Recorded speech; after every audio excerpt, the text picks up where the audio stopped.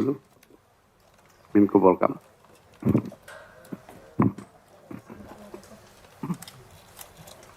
Assalamualaikum warahmatullahi wabarakatuh. Selamat pagi dan salam sejahtera untuk kita semua. Salam, Om Swastiastu, Namo Buddhaya, salam kebajikan, Rahayu, Rahayu.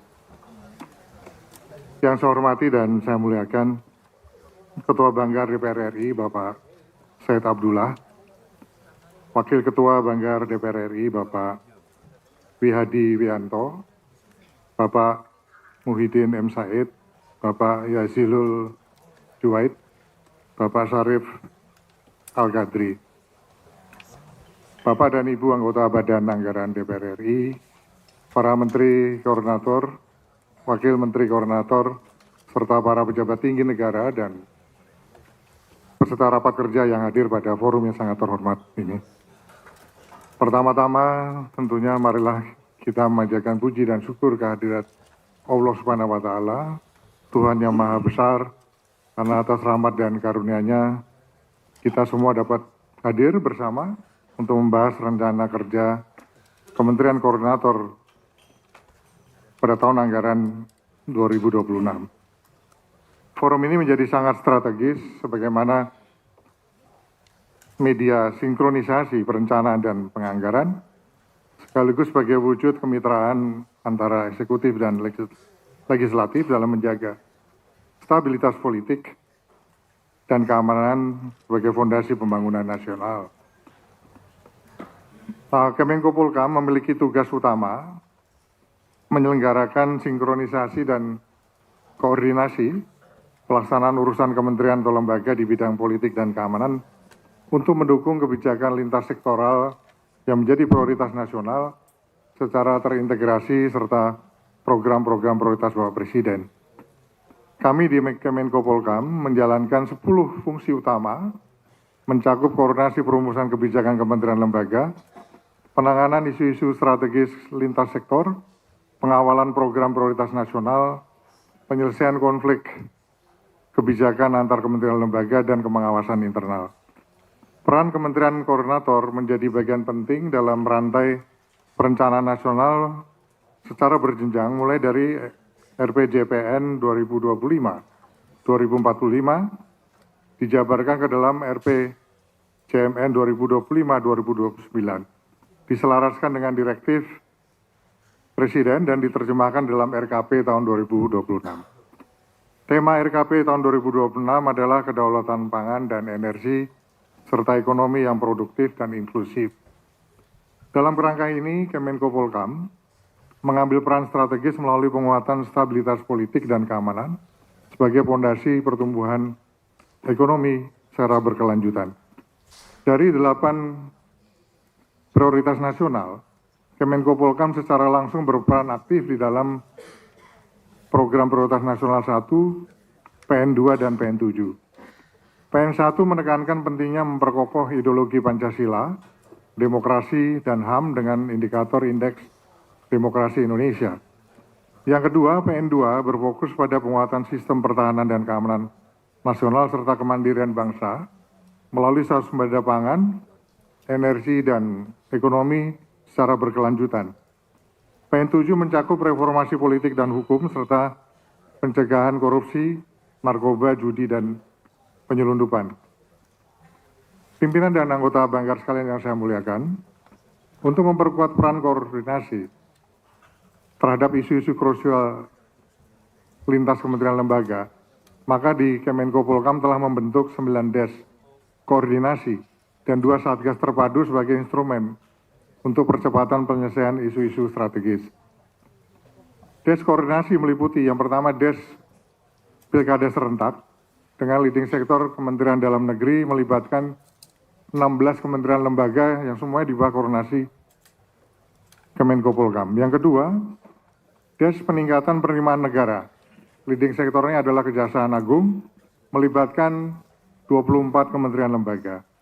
Yang ketiga, perlindungan pekerja migran Indonesia melibatkan 21 kementerian lembaga. Yang keempat, desk penanggulangan kebakaran hutan dan lahan leading sektor BNPB melibatkan 28 kementerian lembaga. Yang kelima, Des Pemberantasan Narkoba, leading sektor Polri melibatkan 25 kementerian lembaga. Yang keenam, pencegahan atau Des Pencegahan dan Pemberantasan Penyelundupan, leading sektor ada Kemenko Polhukam melibatkan 22 kementerian lembaga. Yang ketujuh, Des Pencegahan Korupsi dan Perbaikan Tata Kelola dengan leading sektor adalah Kejaksaan Agung melibatkan 39 kementerian lembaga. Kedelapan, Des Keamanan Cyber dan Perlindungan Data, leading sektor ada Komdigi dan BSSN melibatkan 9 kementerian lembaga. Kesembilan, Des Pemberantasan Perjudian Daring, leading sektor adalah Polri melibatkan 22 kementerian lembaga. Di samping itu ada 2 satgas yang bersifat responsif yang telah dibentuk oleh Kemenko Polhukam. Yang pertama adalah Satgas Terpadu Penanganan Ormas yang terafiliasi premanisme yang melibatkan 26 kementerian lembaga. Yang kedua Satgas Cyber dan Kecerdasan Buatan atau AI yang melibatkan 92 kementerian lembaga.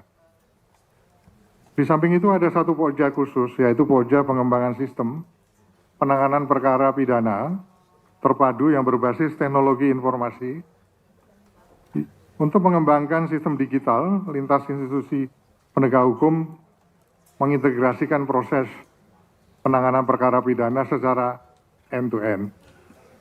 Pimpinan dan anggota Banggar yang saya muliakan, guna menjaga dan memperkuat stabilitas nasional, maka Kemenko Polhukam melalui Des Koordinasi telah mencatat sejumlah capaian penting.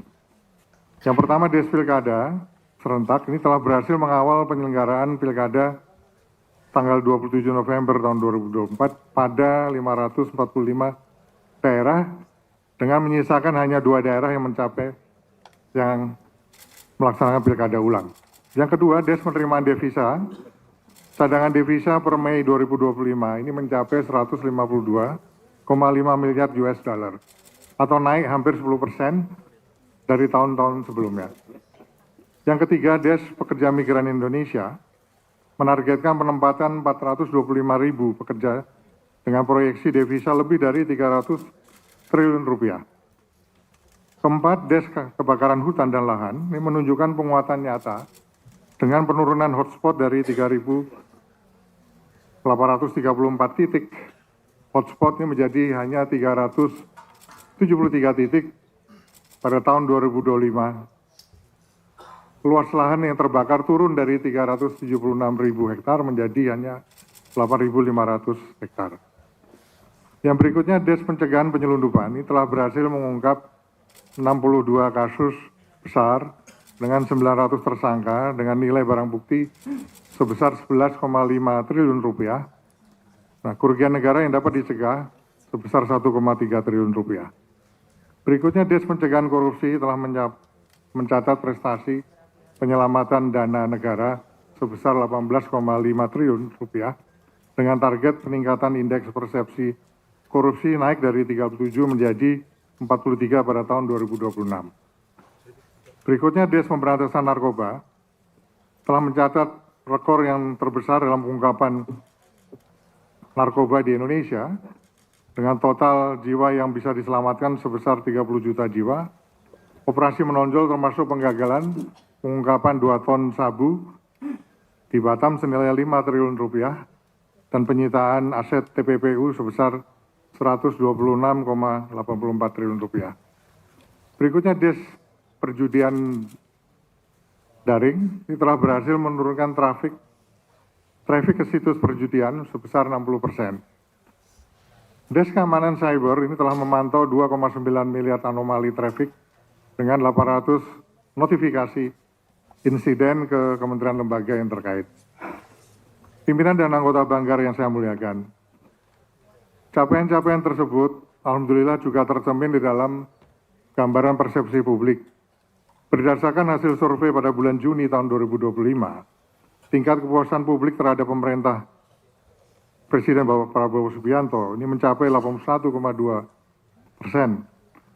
Survei ini mencatat pemerintah memperoleh rapor biru pada 5 aspek utama, yaitu ada aspek sosial budaya 95,1%, keamanan nasional 83,1%, stabilitas politik 70,8%, penegakan hukum 67,8%, kinerja ekonomi makro sebesar 67,4%. Tentunya temuan ini memberi sinyal kuat bahwa stabilitas politik dan keamanan yang selama ini kita jaga secara kolektif mulai berbuah dengan adanya kepercayaan publik yang semakin naik.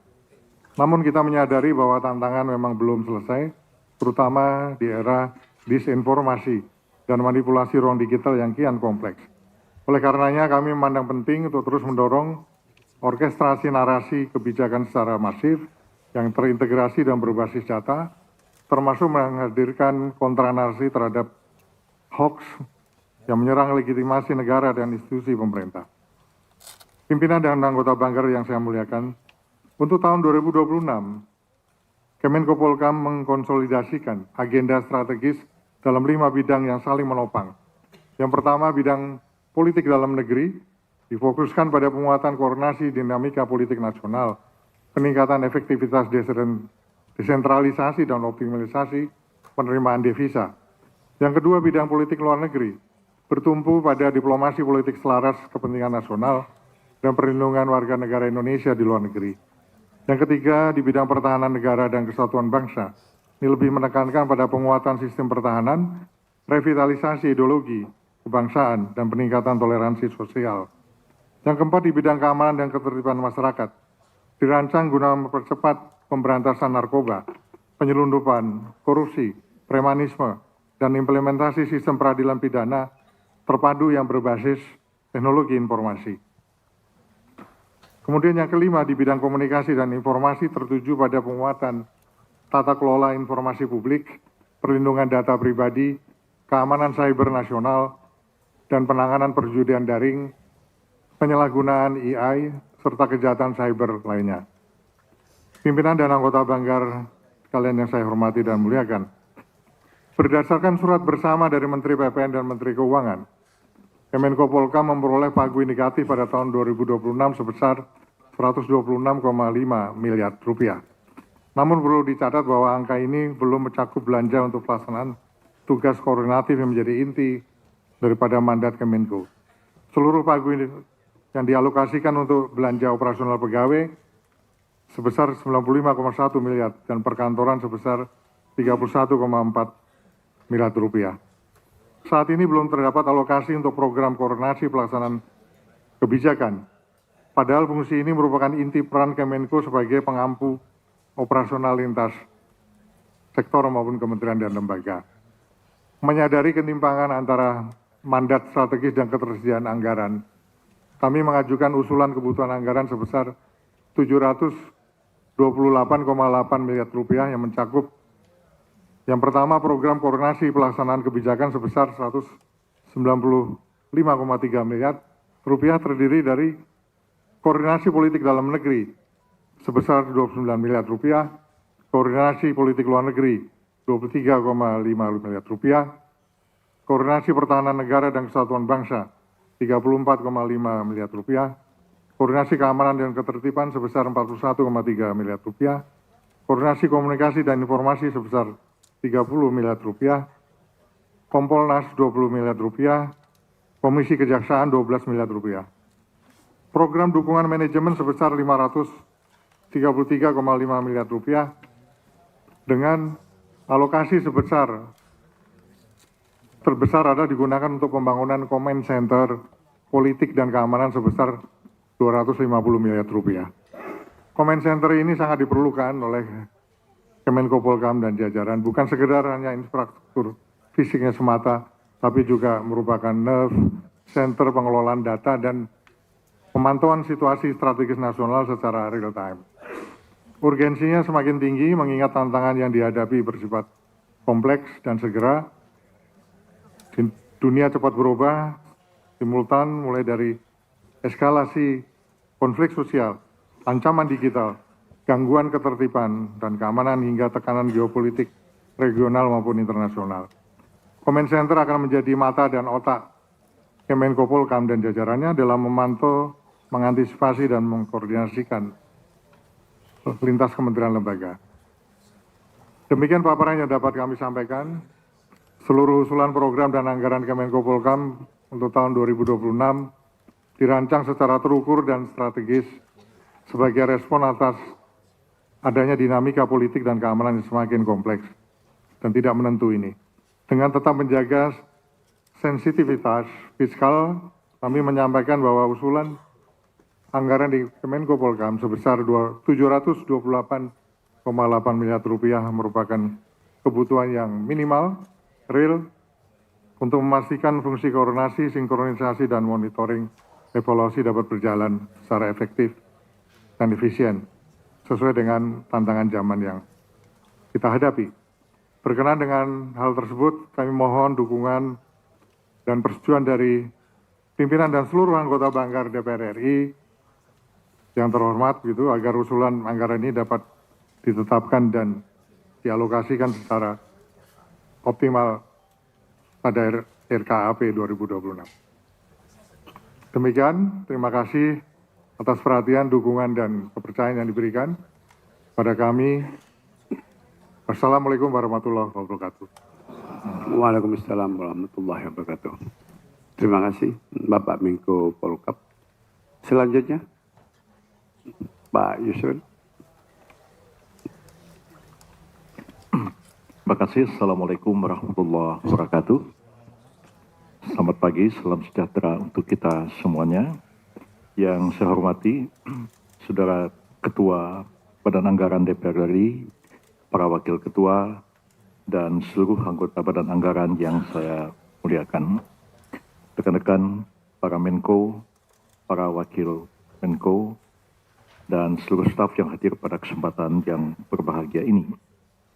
Pertama-tama marilah kita panjatkan puji dan syukur kehadirat Allah Azza wa Jalla. Pada pagi hari ini kita bersama-sama dapat menyelenggarakan rapat dengan Badan Anggaran dalam keadaan sehat walafiat. Mudah-mudahan pertemuan ini membawa berkah dan manfaat bagi kita semuanya.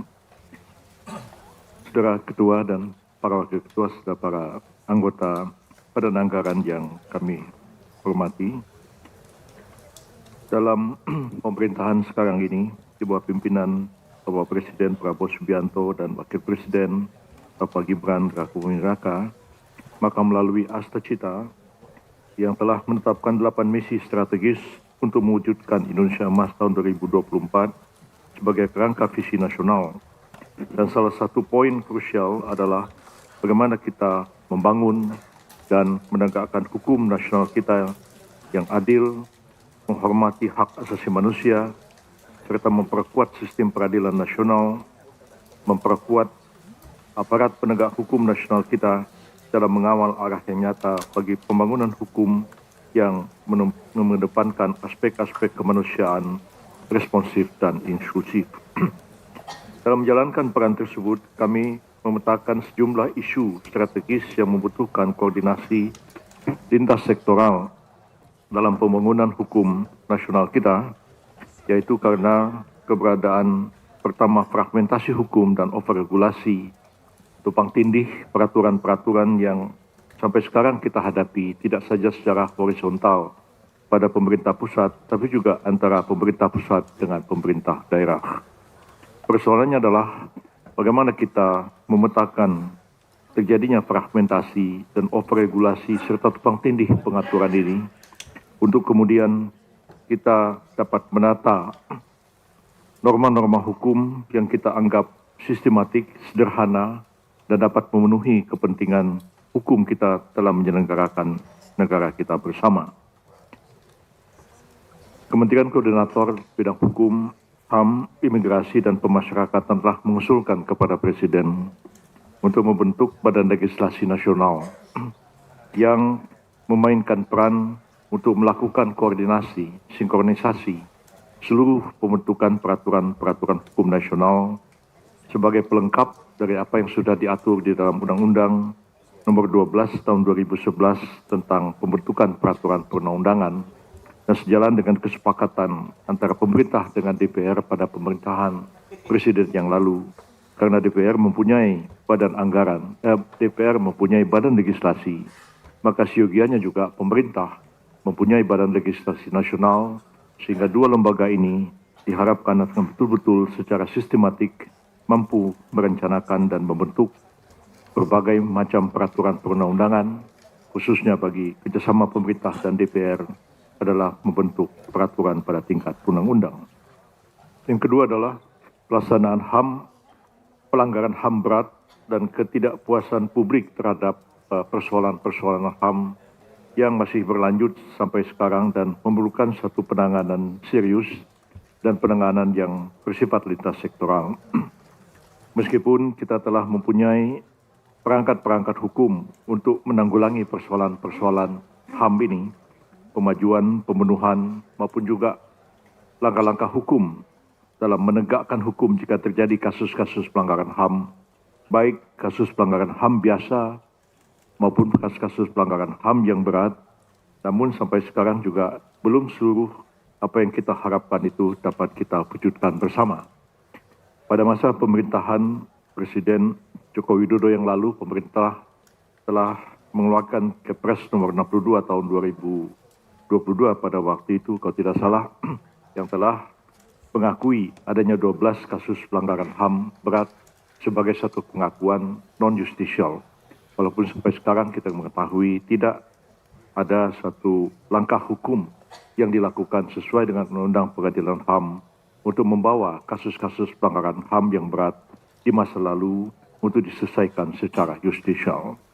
Dan implikasi dari pengakuan terhadap 12 kasus pelanggaran HAM yang berat ini, maka kementerian kami harus melakukan pengkoordinasian dengan seluruh kementerian, lembaga, dan pemerintah daerah dalam rangka memenuhi hak para korban, memenuhi hak mereka yang terdampak dari kasus-kasus pelanggaran HAM yang berat terjadi di masa yang lalu. InsyaAllah pada tanggal 10 Juli ini, kami bersama-sama dengan Menteri Kementerian HAM, Menteri HAM akan datang ke Aceh untuk meresmikan monumen rumah gedung yang dianggap sebagai satu peringatan pertama dan terakhir sekali, semoga tidak terjadi lagi kasus-kasus pelanggaran HAM berat yang terjadi di Aceh di masa yang lalu. Dan untuk itu pemerintah kami harus mengkoordinasikan pemenuhan hak-hak para korban, mereka yang terdampak, termasuk santunan warga masyarakat yang tinggal di sekitar rumah gedung dan beberapa tempat lain di mana telah terjadi kasus pelanggaran HAM yang berat di masa-masa yang lalu. Kemudian juga melakukan reformasi di bidang keimigrasian dan mobilitas global yang banyak sekali tantangannya sampai sekarang ini, dan juga kami juga harus melakukan langkah-langkah pengkoordinasian terhadap terjadinya overcrowding, terjadinya overkapasitas dari lembaga pemasyarakatan kita yang tentu tidak hanya harus dilihat pada aspek pemasyarakatannya, tapi berbagai jenis peraturan perundang-undangan di bidang pidana yang perlu perhatian kita bersama untuk kita perbaiki, misalnya Undang-Undang Narkotika, untuk mengatasi terjadinya overkapasitas lembaga pemasyarakatan kita.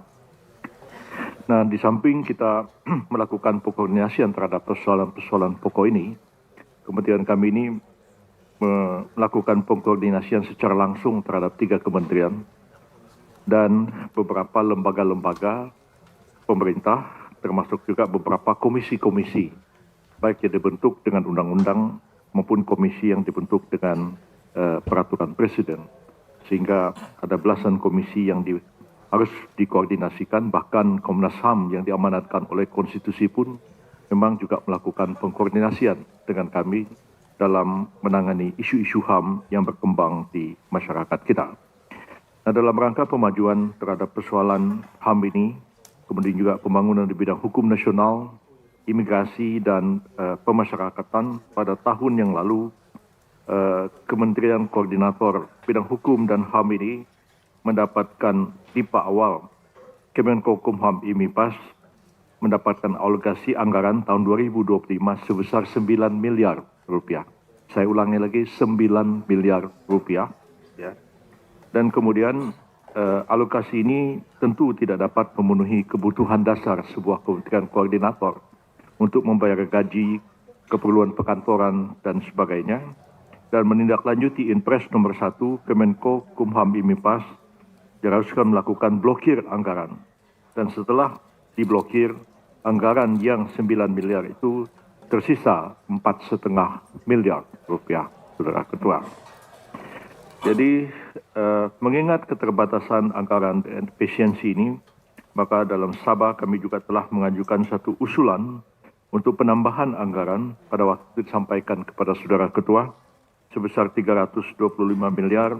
Lalu kemudian usulan ABT tersebut disetujui pada awal April sebesar lebih kurang 200 miliar dan realisasinya sampai sekarang ini baru sedikit sampai dengan 7 Juli itu realisasinya adalah 38 miliar atau sebesar 18,74% dari pagu akhir anggaran tahun 2025.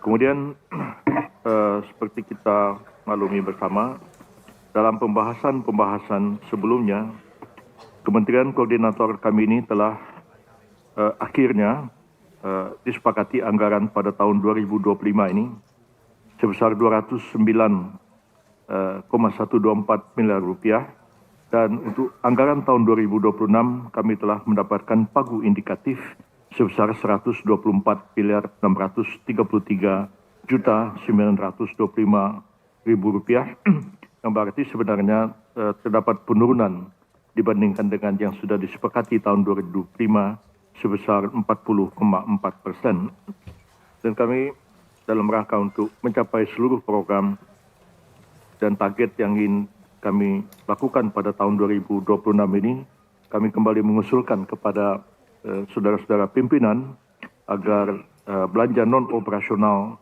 dan juga belanja modal kiranya dapat ditambah sejumlah 100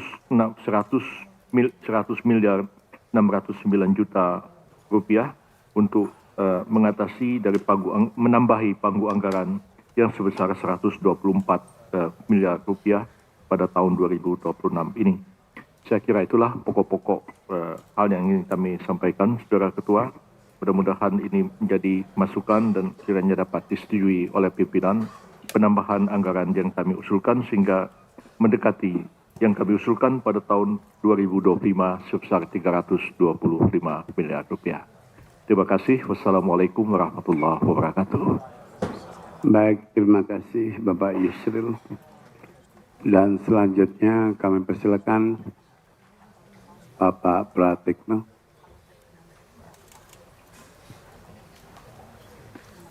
Terima kasih Pak Ketua. Bismillahirrahmanirrahim. Assalamualaikum warahmatullahi wabarakatuh. Salam sejahtera untuk kita semuanya. Om Swastiastu, Namo Buddhaya, salam kebajikan, Rahayu. Yang saya hormati Bapak Said Abdullah, Ketua Banggar DPR RI, dan Wakil Ketua Banggar DPR RI, Pak Muhyiddin, Pak Wihadi, Pak Sarif Al-Qadri, dan Pak Jazilul Wahid, Bapak Ibu anggota Badan Anggaran DPR RI periode 2024-2029, Bapak Menko yang saya hormati dan seluruh hadirin yang berbahagia. Jadi usulan kami itu ada di slide nomor 12, tapi nanti saya mulai dengan preambulnya dulu.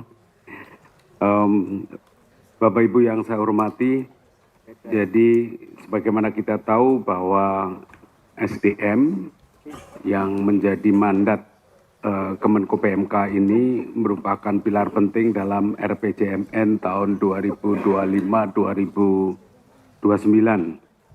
Dan di dalam RKP tahun 2026, ini sekali lagi kami mendapatkan mandat untuk target peningkatan indeks modal manusia, dan untuk itu kita harus mengawal berbagai program yang ada di jajaran koordinasi di Kemenko Pembangunan Manusia dan Kebudayaan, terutama sekali sebagaimana pada prioritas pembangunan di RKP 2026, di next slide, itu kami harus melakukan sinkronisasi, koordinasi, dan pengendalian, terutama di bidang pendidikan dan kesehatan, yang merupakan program penting dari Bapak Presiden Prabowo, eh, jadi PHTC terbanyak adalah PHTC yang ada di bawah koordinasi Kemenko PMK, mulai dari pemeriksaan kesehatan gratis, TPC, terus kemudian renovasi sekolah, pembangunan sekolah unggul Garuda, dan kemudian arahan Pak Presiden juga mengenai digitalisasi pembelajaran, penurunan stunting, dan ditambah lagi yang kami kawal secara serius juga adalah disrupsi digitalisasi dan kecerdasan artifisial terhadap pembangunan manusia. Jadi di bidang pendidikan kesehatan itu ada beberapa program yang kami list: pemeriksaan kesehatan gratis, pembangunan rumah sakit di daerah-daerah, pencegahan dan penurunan stunting, penuntasan TB, karena kita masih tinggi penyakit tuberkulosis, percepatan renovasi sekolah dan jalan, sekolah unggulan, digitalisasi pendidikan. Kemudian di luar itu ada keluarga berkualitas, pemajuan kebudayaan, resiliensi bencana. Ini kami terus berkoordinasi dengan Bapak Menko yang lain, mulai dari hulu Pak Menko Pangan, kemudian infrastruktur punya peran penting di dalam pencegahan bencana, dan kemudian kehidupan beragama, jati diri bangsa, ini juga terus kami kawal karena banyak terdisrupsi oleh teknologi dan juga oleh perkembangan terakhir yang sangat pesat adalah oleh kecerdasan buatan atau artificial intelligence. Dan kami bersama dengan Menko Polhukam juga untuk mengawal hal ini. Jadi kami ingin menggambarkan secara singkat saja betapa kompleksitas koordinasi, sinkronisasi pengendalian yang harus kami lakukan di dalam program revitalisasi sekolah. Ini mulai dari pendataan, penetapan sasaran, dan lain-lain sampai mengajak keterlibatan daerah di situ. Kemudian SMA Unggul Garuda, digitalisasi pembelajaran, untuk sekolah rakyat itu Pak Menko Penmas yang awal. Kemudian pemeriksaan kesehatan gratis, baru saja kami juga mengawal untuk pelaksanaan kesehatan gratis di sekolah yang kita akan mulai nanti bulan Juli ini di sekolah rakyat, kemudian di sekolah umum dan madrasah nanti pada bulan Agustus. Ini adalah program yang sangat besar. Kemudian pembangunan rumah sakit tadi sudah saya sebutkan, pengentasan TBC, ini selain itu juga stunting. Kompleksitas penanganan stunting, karena stunting ini bukan hanya isu gizi, bukan hanya kesehatan, tetapi juga terkait dengan misalnya Pak Menko Infrastruktur. Jadi sanitasi, air bersih punya pengaruh besar terhadap penanganan stunting dan juga pernikahan dini. Jadi ini yang kami kawal karena sampai tahun ini masih 19,8%, tahun lalu 2024, angka stunting di Indonesia, artinya 1 dari 5 anak adalah stunted. Itu yang kemudian bencana, setiap tahun ada sekitar 5.000 kasus bencana di Indonesia, mayoritas adalah bencana hidrometeorologi, dan ini melibatkan banyak sekali keterlibatan sinergi dengan kemenkoan yang lain. Tapi begitu terjadi bencana, maka itu di bawah koordinasi Kemenko PMK. Oleh karena itu kami juga sama-sama mengawal bersama dengan terutama dengan Menko Pangan dan Menko Infrastruktur untuk melakukan upaya pencegahan pengurangan bencana. Kasus banjir Jabodetabek misalnya sekarang kita tangani secara serius untuk bersama-sama lintas kemenkoan, bukan hanya kementerian di bawah Kemenko PMK. Isu kesehatan ini pencegahan kesehatan karena cek kesehatan gratis itu akan semakin menunjukkan kepada warga negara tentang sakit yang dihadapi kemudian membutuhkan pengobatan. Oleh karena itu kita harus percepat untuk pencegahan penyakit. Selain itu, dalam rangka mempermudah koordinasi, kami membuat satu PMK, data digital.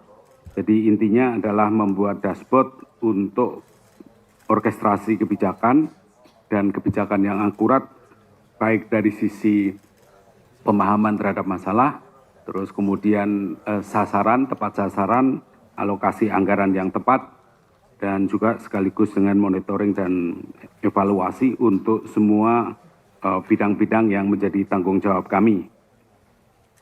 Dalam beberapa bulan, karena melihat perkembangan kecerdasan artifisial yang begitu cepat, jadi kita juga terus berkoordinasi, roadmap sedang disiapkan oleh Komdigi, terus kami mendukung upaya dari Kemenko Polhukam juga untuk bersama-sama menangani ini. Dari sisi regulasi bukan urusannya Kemenko PMK, tetapi dari sisi kualitas SDM kita concern bagaimana supaya warga negara Indonesia tidak terjebak dengan masalah-masalah negatif dari perkembangan digital dan artificial intelligence. Saya kira ini koordinasi juga kompleks dengan berbagai macam kementerian dan termasuk juga penanganan untuk pembelajaran. Jadi Bapak Ibu yang saya hormati, ini yang masuk ke inti permohonan kami, yaitu dihadapkan pada tugas-tugas tersebut, total kebutuhan anggaran yang kami rancang di tahun 2026 adalah 304 miliar lebih, bagaimana tertulis. Kemudian total pagu indikatif 2026 yang berdasarkan surat bersama Menteri Keuangan dan Menteri BPN Bappenas itu 106,8 miliar. Artinya ada kekurangan 207 miliar 218 juta rupiah. Oleh karena itu kami mengusulkan permohonan usulan tambahan anggaran untuk 2026 sebesar 207 miliar 218 juta 312 ribu rupiah. Itu agar kita bisa menjalankan tugas, satu, memenuhi kebutuhan manajemen, baik itu belanja operasional selama 9 bulan, belanja pegawai juga kurang masih itu, dan juga program-program koordinasi yang menjadi tugas kami, yaitu sinkronisasi, koordinasi, pengendalian selama 12 bulan. Kami cukup efisien dari sisi infrastruktur misalnya karena kita gedungnya juga sharing dengan Pak Yai Muhaimin, Pak Penmas, jadi satu gedung digunakan untuk 2 kemenkoan. Jadi detail dari kebutuhan 207 tersebut sebagaimana terlampir untuk belanja operasional, anggaran pegawai itu butuh 76,4 miliar lebih, program unggulan transformasi digital PMK, karena ini adalah kunci untuk memperkokoh sinkronisasi, koordinasi, dan pengendalian. Kemudian pemenuhan untuk anggaran mendukung implementasi program prioritas nasional dan program direktif Presiden yang cukup banyak tadi tambahannya, serta program unggulan untuk talenta kecerdasan artifisial. Jadi kami sangat galau dengan pemanfaatan digital yang semakin berisiko, banyak sekali manfaatnya, tetapi juga banyak risikonya. Oleh karena itu, sebagaimana kami tadi sudah sampaikan, kita perlu membuat pendidikan for all, kita koordinasikan, semua warga negara harus bijak dan cerdas dalam berdigital dan dalam ber-AI, tetapi di saat yang sama kita juga harus meningkatkan kemampuan untuk meningkatkan produktivitas dengan menggunakan AI. Nah, ini menjadi perhatian kita yang serius. Saya kira itu yang bisa saya sampaikan Bapak Ketua dan Pak Ketua dan Bapak Ibu sekalian, sekali lagi kami membutuhkan tambahan anggaran terhadap pagu yang sudah ada sebesar 207 miliar lebih, sehingga total pagu anggaran yang kami ajukan tahun 2026 sebesar 314 miliar 117.244.000 rupiah. Terima kasih Pak Ketua, Pak Ketua. Assalamualaikum warahmatullahi wabarakatuh. Waalaikumsalam warahmatullahi wabarakatuh. Terima kasih Bapak Pratikno, dan selanjutnya Bapak Kementerian Koordinator Bidang Infrastruktur dan Pembangunan Kewilayahan.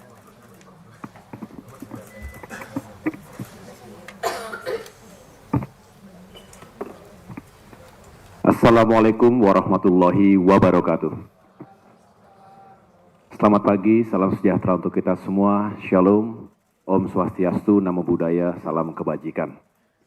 Yang saya muliakan, Ketua Badan Anggaran DPR RI, Bapak Said Abdullah, para Wakil Ketua Banggar, Bapak Muhyiddin Muhammad, Bapak Wihadi Wiyanto, dan Bapak Jazilul Fawaid, serta yang kami hormati pula para anggota Badan Anggaran, serta para Menteri Koordinator Kabinet Merah Putih yang juga saya banggakan.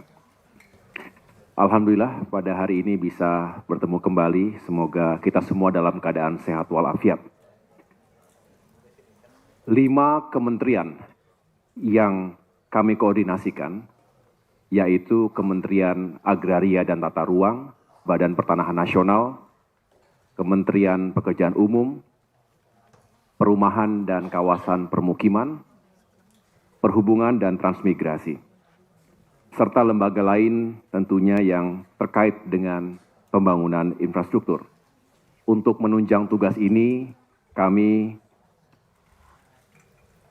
tentunya menyusun organisasi yang terdiri dari 7 jabatan tingkat madya, 29 jabatan tingkat pratama, dan selain melaksanakan tugas fungsi koordinatif untuk bisa menyukseskan visi misi Bapak Presiden dalam Asta Cita, khususnya nomor 2, 3, 4, 5, 6, dan 8, kami juga berperan sebagai koordinator untuk mewujudkan 5 indikator dalam RPJMN 2025-2029, sebagaimana dalam Perpres nomor 12 tahun 2025, yang mencakup 1 indikator sasaran utama pembangunan serta 4 indikator prioritas nasional. Untuk itu kami juga telah mengidentifikasi peran dan kontribusi Kemenko Infra dalam pelaksanaan 7 prioritas nasional, 21 program prioritas, dan 53 kegiatan prioritas, serta terdapat 24 proyek strategis nasional yang akan menjadi perhatian utama kami. Kami juga turut mendukung 6 kebijakan khusus belanja KL seperti swasembada pangan, energi dan air bersih, serta perluasan akses dan peningkatan kualitas pendidikan, tentunya berkoordinasi dengan para Menko yang lain, termasuk kesehatan hingga pembangunan di desa. Ini menjadi dasar kami untuk menyiapkan langkah konkret Kemenko Infra di tahun 2026 mendatang. Rencana kerja pemerintah RKP di tahun 2026 bertemakan kedaulatan pangan dan energi, serta ekonomi yang produktif dan inklusif. Untuk itu, kami siap menjadi backbone untuk sejumlah direktif Presiden, pengarus utamaan pembangunan, dan pencapaian sejumlah sasaran pembangunan. Semua ini menjadi landasan untuk mempersiapkan rencana kerja anggaran yang dibutuhkan pada tahun 2026 mendatang. Karena itu, Bapak Ibu sekalian, kami merancang pembangunan infrastruktur untuk mewujudkan infrastruktur yang berkualitas dan menjadi tulang punggung pembangunan nasional menuju Indonesia Emas 2045 dengan 4 kerangka strategis utama. Yang pertama adalah infrastruktur untuk swasembada pangan, energi, dan air. Yang kedua, infrastruktur untuk peningkatan kualitas hidup masyarakat. Yang ketiga, infrastruktur untuk mendukung konektivitas dan pertumbuhan ekonomi, dan yang keempat, infrastruktur untuk mendukung ketahanan lingkungan. Para pimpinan yang kami muliakan, sebelum menyampaikan kebutuhan anggaran dan rencana kegiatan tahun 2026 ini, izinkan kami melaporkan hasil monitoring dan evaluasi pelaksanaan tugas pada semester 1 tahun 2025.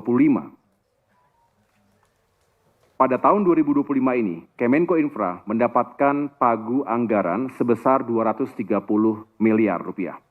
Setelah melalui proses efisiensi dan restrukturisasi anggaran, akhirnya anggaran Kemenko Infra ditahan sebesar 19,1 miliar rupiah, sehingga pagu efektif yang kami miliki saat ini sebesar 210,9 miliar rupiah yang telah ditetapkan oleh Kementerian Keuangan sejak 21 Maret yang lalu. Sampai 4 Juli 2025, realisasi anggaran Kemenko Infra mencapai 51,01% dari pagu indikatif sebesar 210,9 miliar, dengan realisasi sebesar 107,5 miliar rupiah. Hal ini menunjukkan bahwa pelaksanaan program berjalan tepat waktu dan efisien. Selanjutnya dapat kami laporkan secara singkat beberapa program strategis di bawah Kemenko Infra yang menjadi bukti nyata peran koordinatif, sinkronisasi dan pengendalian sepanjang semester 1 tahun 2025 ini. Antara lain, terkait pemerataan pembangunan agraria dan tata ruang, kami telah melakukan pengawalan pelaksanaan One Map Policy dan juga One Spatial Planning Policy. Kemudian optimasi kawasan Rebana, Cirebon, Patimban, dan Kertajati, khususnya terkait Aerocity, Kertajati, dan kawasan Patimban sebagai pusat pertumbuhan ekonomi baru. Lalu pengawalan program Transtuntas, serta program-program unggulan transmigrasi lainnya. Sedangkan terkait konektivitas, kami telah melakukan pengendalian arus mudik yang sukses dengan kepuasan publik 90,9%, optimasi Bandara Soekarno-Hatta dan Ngurah Rai di Bali, upaya komprehensif menuju zero odol pada akhir tahun 2026, lalu pematangan kajian proyek kereta cepat Jakarta-Surabaya, dan rancangan undang-undang sistem transportasi nasional. Terkait pembangunan infrastruktur dasar, kami melaksanakan pertama implementasi Inpres nomor 2 2025 tentang irigasi untuk mendukung swasembada pangan. Implementasi Inpres nomor 11 2025 tentang konektivitas jalan daerah, rencana pembangunan Giant Seawall, tanggul, pantai, dan laut di Pantura, Jawa, dan pengawalan strategi nasional infrastruktur pengelolaan sampah dan limbah. Dan yang terakhir, terkait perumahan dan sarana prasarana pemukiman, kami melakukan revisi Perpres nomor 9 tahun 2021 tentang Badan Percepatan Penyelenggaraan Perumahan BP3, penataan kawasan kumuh dan akses pembiayaan perumahan termasuk dengan skema FLPP, dan Transit Oriented Development TOD yang mendukung permukiman dan mobilitas urban. Selain itu, Bapak Ibu sekalian, Kemenko Infra juga atas dukungan berbagai pihak, alhamdulillah telah melaksanakan International Conference on Infrastructure 2025 yang telah menghadirkan lebih dari 7.000 peserta baik dari dalam maupun luar negeri, membahas 5 prioritas strategis pembangunan infrastruktur nasional ke depan. ICI ini bertujuan untuk memperkenalkan showcasing proyek-proyek infrastruktur strategis serta mengundang para investor di bidang infrastruktur dan pembangunan kewilayahan. Ketua, para wakil ketua, dan segenap anggota Banggar yang kami muliakan. Setelah menyampaikan laporan semester 1 tahun 2025 ini, izinkan kami menyampaikan rencana kerja dan anggaran tahun 2026 ke depan. Berdasarkan surat bersama pagu indikatif yang disampaikan Kementerian Keuangan dan Kementerian PPN Bappenas pada tanggal 25 Mei 2025 yang lalu, pagu indikatif yang dialokasikan bagi Kemenko Infra saat ini adalah sebesar 115,7 miliar rupiah dengan rincian untuk membiayai belanja pegawai baik gaji dan tunjangan sebesar 72,5 miliar rupiah dan belanja operasional sebesar 43,2 miliar rupiah. Sementara itu, kami belum mendapatkan anggaran untuk pelaksanaan dukungan manajemen dan pelaksanaan koordinasi kebijakan. Sehingga dalam kesempatan ini kami sekaligus menyampaikan permohonan usulan tambahan sebesar 200,2 miliar rupiah untuk membiayai program dukungan manajemen yang belum teralokasi sebesar 114,07 miliar rupiah dan program koordinasi pelaksanaan kebijakan sebesar 86,14 miliar rupiah. Sehingga total kebutuhan anggaran untuk tahun 2026 menjadi sebesar 315,9 miliar rupiah. Sebagaimana lazimnya, di dalam penyusunan anggaran kami juga telah memetakan hasil program ke depan berupa 4 klasifikasi rincian output, 24 rincian output, dan akan menghasilkan 71 rekomendasi kebijakan, yang semua itu berada di bawah program koordinasi pelaksanaan kebijakan, termasuk juga 5 klasifikasi rincian output atau KRO dan 18 rincian output RO yang berada di bawah program dukungan manajemen. Bapak Ibu yang kami muliakan, mengakhiri paparan ini, izinkan saya untuk kembali menegaskan bahwa Kementerian Koordinator Bidang Infrastruktur dan Pembangunan Kewilayahan memiliki mandat strategis untuk mendukung tercapainya visi misi Presiden sekaligus memastikan target rencana pembangunan jangka menengah nasional RPJMN 2025-2029 dan rencana kerja pemerintah tahun 2026 dapat terlaksana dengan optimal. Dengan mempertimbangkan peran strategis Kemenko Infra ini, kami mohon dukungan penambahan anggaran sebesar 200,2 miliar rupiah sehingga total pagu tahun 2026 menjadi 315,9 miliar rupiah.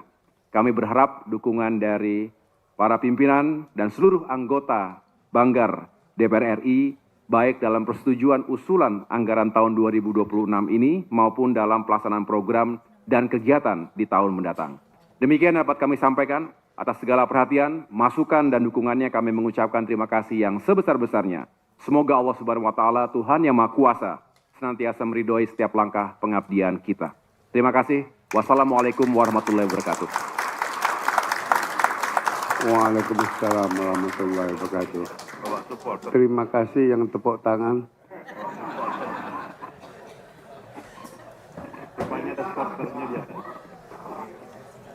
Terima kasih Bapak Menkyu atas paparannya. Bapak Ibu sekalian, masih ada 2 Menkyu. Tadi kami di pimpinan Badan Anggaran mau lotre atau pinsut, sama-sama bingung, Pak. Karena yang kami hadapi ini ketua umum semua, Pak. Sedangkan kami duduk di sini karena ketua umum juga.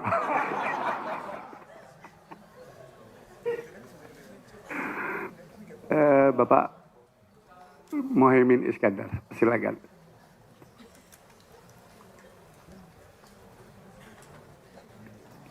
Assalamualaikum warahmatullahi wabarakatuh. Selamat pagi, salam sejahtera untuk kita semua. Om Swastiastu, Namo Buddhaya, salam kebajikan. Yang saya hormati Ketua Badan Anggaran DPR RI, Pak Said Abdullah. Yang saya hormati para Wakil Ketua Badan Anggaran, Pak Muhyiddin Muhammad, Pak Wihadi Wianto, Pak Jazilul Fawaid, seluruh anggota Badan Anggaran DPR RI yang saya hormati, saya banggakan. Para Menteri Koordinator dan Wakil Menteri Koordinator beserta seluruh jajaran hadirin sekalian yang saya muliakan.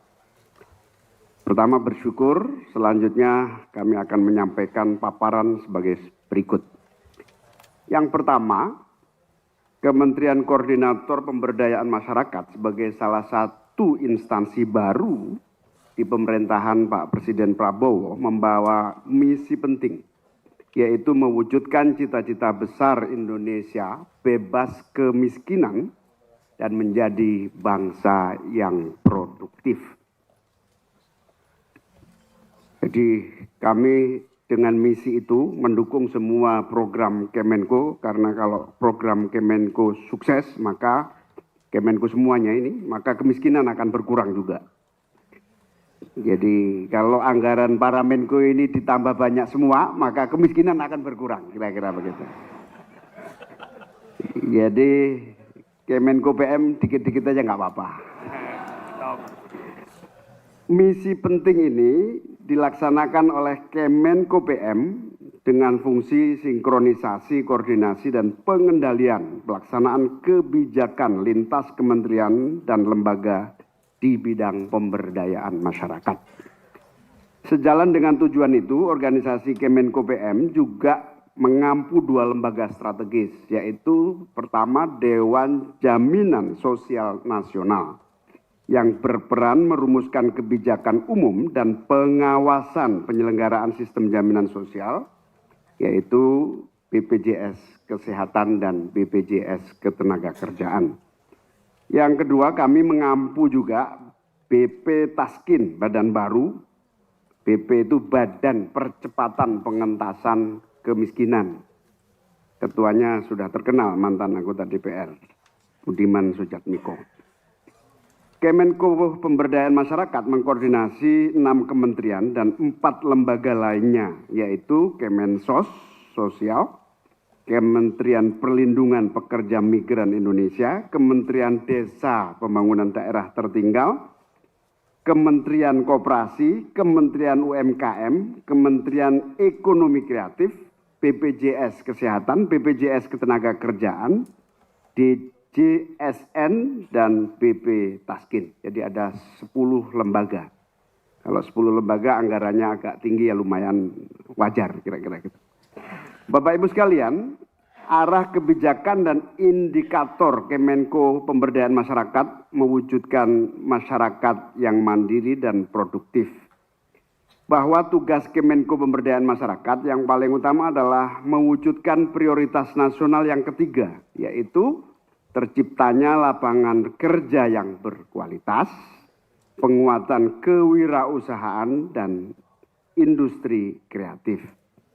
Juga prioritas nasional yang keenam, yaitu pemberantasan kemiskinan melalui pembangunan dari bawah desa dan terciptanya ekosistem pemberdayaan masyarakat dan pemerataan ekonomi.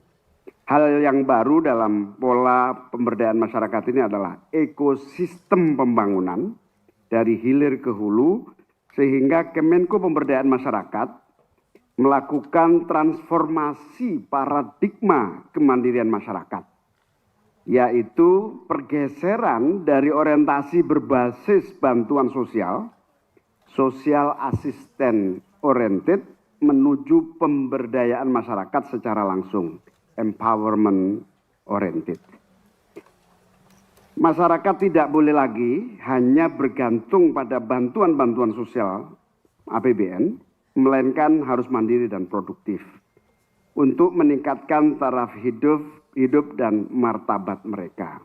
Kita mentargetkan maksimal mendapatkan bantuan sosial ini 5 tahun, kecuali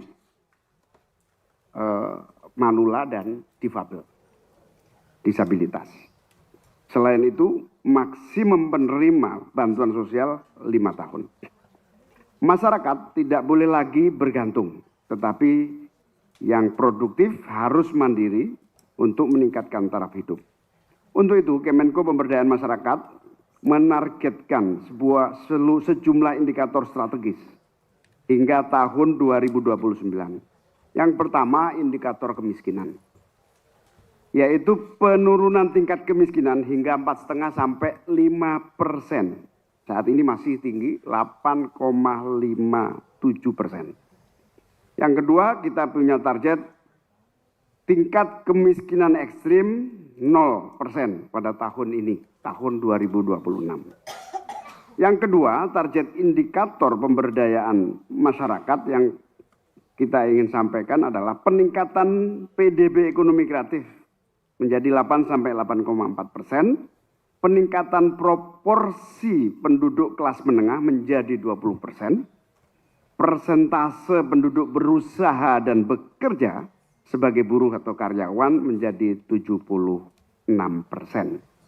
Bapak Ibu sekalian, Dalam pelaksanaan program-program, instrumen kebijakan, dan peran Kemenko Pemberdayaan Masyarakat sebagai langkah nyata pemberdayaan masyarakat menghadirkan sejumlah langkah-langkah. Yang pertama, terwujudnya data tunggal sosial ekonomi nasional sebagai instrumen hasil integrasi dari data sosial ekonomi dan demografi yang menjadi basis utama pelaksanaan program. Alhamdulillah melalui Inpres nomor 4 tahun 2025 kami telah menyudahi ketidaktepatan sasaran program pemerintah karena data yang selalu berbeda-beda antar kementerian, lembaga, dan sektoral. Jadi sukses kita menyatukan data dalam waktu yang cepat sehingga kita sudah sampai pada penerbitan Permenko nomor 4 tahun 2025 tentang pedoman umum pemanfaatan dan pemutakhiran data tunggal sosial ekonomi nasional. Dengan data ini maka kita punya satu tahapan graduasi masyarakat kita. Dari yang miskin ekstrim, miskin, berdaya, dan mandiri. Kayak misalnya sekolah rakyat itu sekolah berasrama untuk anak-anak orang miskin desil 1 dengan seluruh keterbatasan yang ada. Nanti tahap kedua selain sekolah asrama, sekolah yang ditempatkan di lembaga-lembaga sekolah yang ada. Itu tahap berikutnya. Bapak Ibu sekalian, percepatan pengentasan kemiskinan dan penghapusan kemiskinan ekstrim melalui Inpres nomor 8 tahun 2025, Kementerian Pemberdayaan Masyarakat memperoleh mandat untuk mengkoordinasikan 45 kementerian dan lembaga, 38 provinsi pemerintahan daerah, dan 514 pemerintahan kabupaten kota dalam satu barisan percepatan pemberantasan kemiskinan. Selain itu, Kementerian Koordinator Pemberdayaan Masyarakat memiliki wujud penting untuk agar jaminan sosial yang inklusif dapat dinikmati oleh seluruh masyarakat Indonesia. Sehingga BPJS Ketenagakerjaan, BPJS Kesehatan benar-benar kita dorong menjadi pelaksanaan jaminan sosial inklusif bagi seluruh rakyat Indonesia. Alhamdulillah 2 BPJS ini telah berkembang menjadi asuransi sosial raksasa. Bapak Ibu sekalian, alokasi anggaran Kemenko PM perlu kami laporkan kepada Ketua, Wakil Ketua, dan seluruh anggota Badan Anggaran untuk melaksanakan tugas-tugas strategis tersebut. Kami mengoptimalkan berbagai peran yang membutuhkan dukungan anggaran yang memadai. Alokasi anggaran Kemenko Pemberdayaan Masyarakat termasuk Badan Percepatan Pengentasan Kemiskinan dan DJSN pada tahun anggaran 2026 ini menurun dari alokasi tahun 2025 menjadi 223,9 M. Secara rinci pagu indikatif tahun 2026 sebagai berikut. Kemenko Pemberdayaan Masyarakat 189,2 miliar, BP Taskin, Badan Percepatan Pengentasan Kemiskinan 19,7 miliar, DJSN 15 miliar. Di sisi lain, memperhatikan peran strategis Kemenko Pemberdayaan Masyarakat dan target yang harus tercapai, maka kebutuhan anggaran Kemenko PM sebenarnya adalah yang sejujurnya ini 500,1 miliar. Ini kalau Kemenko ketemu semua mengaku jujur ini, tapi nasib tergantung Badan Anggaran. Kebutuhan tersebut hanya terpenuhi sebesar 223 miliar dari pagu indikatif untuk belanja perkantoran dan operasional, bukan anggaran program. Sehingga perlu tambahan alokasi anggaran sebesar 276,1 miliar.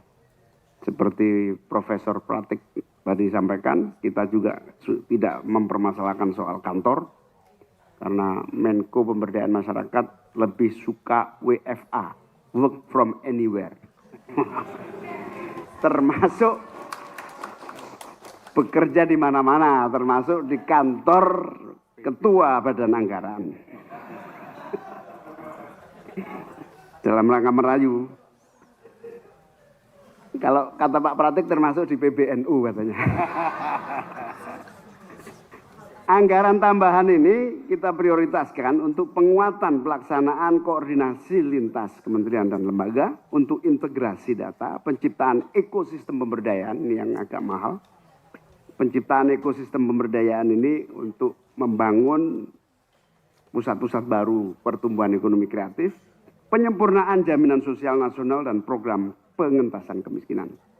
Kami sangat berharap kepada Ketua, Wakil Ketua, dan para anggota Banggar untuk dapat mendukung usulan kebutuhan anggaran Kemenko Pemberdayaan ini demi tercapainya cita-cita pelaksanaan kebijakan pemerintahan tahun ini hingga 2029.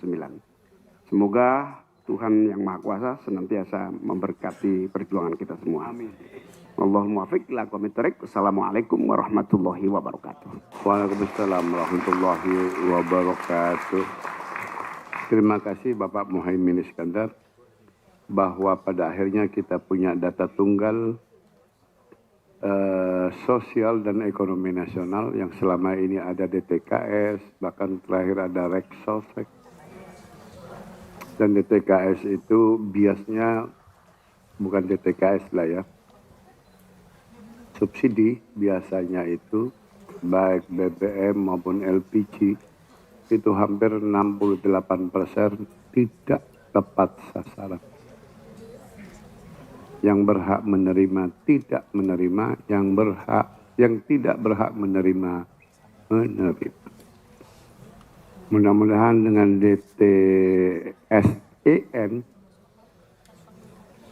perbaikan ini akan menjadi signifikan. Sebagaimana tadi disampaikan bahwa kemiskinan ekstrim dari 0,83 di tahun 2024 menjadi 0 di tahun 2025. Baiklah Bapak Ibu sekalian, terakhir dan sungguh-sungguh terakhir, Bapak Menko Pangan, persilakan. Assalamualaikum warahmatullahi wabarakatuh. Selamat pagi, salam sejahtera untuk kita semua. Pimpinan Pak Said Abdullah yang saya hormati, Pak Muhyiddin Muhammad Said, lama nggak jumpa. Pak Dr. Wihadi Wijayanto, Pak Jazilul, Pak Yai, teman-teman semua anggota Banggar yang terhormat. Pangan itu menjadi prioritas utama pemerintahan Pak Prabowo. Secara eksplisit dituangkan dalam RPJMN 2025-2029.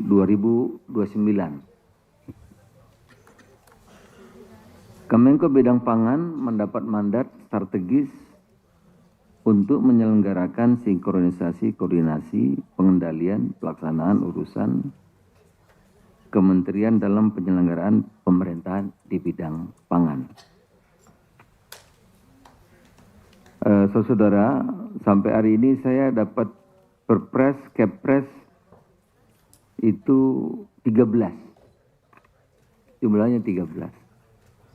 Antara lain penyediaan pupuk harus tepat waktu, percepatan pembangunan peningkatan rehabilitasi pemeliharaan jaring irigasi, penyuluhan pertanian, penyiapan bibit unggul, percepatan pembangunan kawasan swasembada pangan, swasembada energi, swasembada air, cadangan pangan, stabilisasi harga pangan. Sebentar lagi akan terbit mengenai makan bergizi gratis yang sekarang baru 5,5 juta pengguna manfaat dari target 82 juta. Jadi memang koordinasi itu sangat penting Pak. Jadi saya mendukung agar semua Menko ini anggarannya dinaikkan. Yang penting betul. 8 bulan ini saya merasakan. Kemudian pembentukan Kopdes Merah Putih dan Kelurahan Merah Putih. Saudara-saudara, 8 bulan terakhir yang sudah bisa diukur, ya, pertumbuhan PDB sektor pertanian triwulan pertama 2025 sebesar 10,52%, tertinggi dalam 15 tahun terakhir. 10,52. Secara nasional umum kita di bawah 5, tapi pertanian 10,5. Jadi kelihatan hasilnya nyata. Perkiraan produksi besar beras dan jagung Januari sampai Agustus mencapai 24,9 juta ton, akan naik 14%. Jagung 10,84 juta, naik 8,16%. Nilai tukar petani dari 110 menjadi 121. Menjadi 121. Stok beras kita sekarang ada 4,22 juta, Pak. Kalau tahun lalu kita impor 3,8 juta, sekarang stok kita ada 4,22 juta. Gitu. Sekali lagi kami dapat banyak penugasan, ada Impres, Perpres, Kepres, 13 jumlahnya. Salah satu misalnya yang sekarang ini adalah mengenai pendirian Koperasi Desa Merah Putih atau Koperasi Kelurahan Merah Putih. Dan ini Pak pimpinan sifatnya itu operasional, termasuk pangan. Oleh karena itu kita hampir semua di tempat saya koordinasi itu ke lapangan. Ya, turun ke provinsi sampai ke kabupaten-kabupaten. Karena rupanya kalau tidak di Mandori itu lama dalam proses pelaksanaannya. Tentu itu memerlukan ongkos yang lumayan gitu. Nah, oleh karena itu kami punya pagu indikatif sebesar 137 miliar lebih yang dialokasikan untuk belanja pegawai, operasional dasar dan pemeliharaan kantor. Memerlukan tambahan, Pak Ketua. Memerlukan tambahan 272 miliar 998 juta 851 ribu rupiah. Jadi total pagu anggaran untuk 2026 kami usulkan 410 miliar rupiah. Mudah-mudahan mendapat dukungan dari pimpinan dan seluruh anggota Panggar. Terima kasih, selamat pagi. Assalamualaikum warahmatullahi wabarakatuh.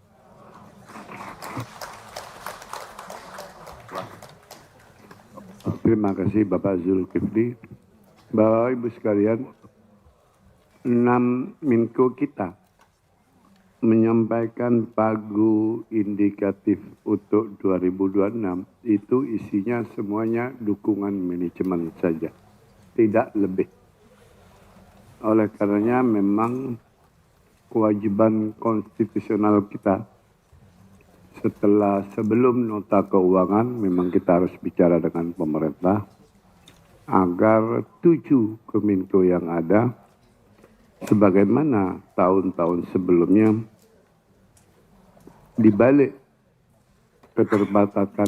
keterbatasan fiskal kita tentu secara proporsional kami sungguh-sungguh akan memperhatikan berbagai masukan dan memberikan dukungan penuh terhadap para Menko kita yang hadir hari ini. Setuju Bapak Ibu sekalian? Setuju.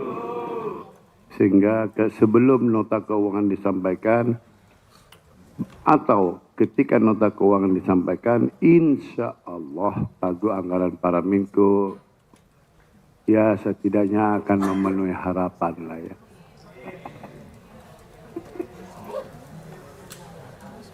Semua Menko jangan iya ngelirik ke kota umum loh.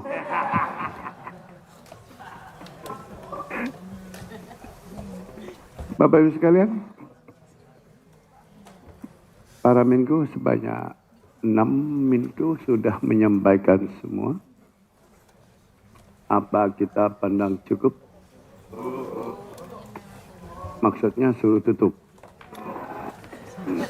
Ketua Banggar itu cuma pelayan aja, suruh tutup ya tutup. Terima kasih Bapak Ibu sekalian, para Menko beserta seluruh jajaran. Asana kata, wallahul muwaffiq ila aqwamit thoriq. Wassalamualaikum warahmatullahi wabarakatuh.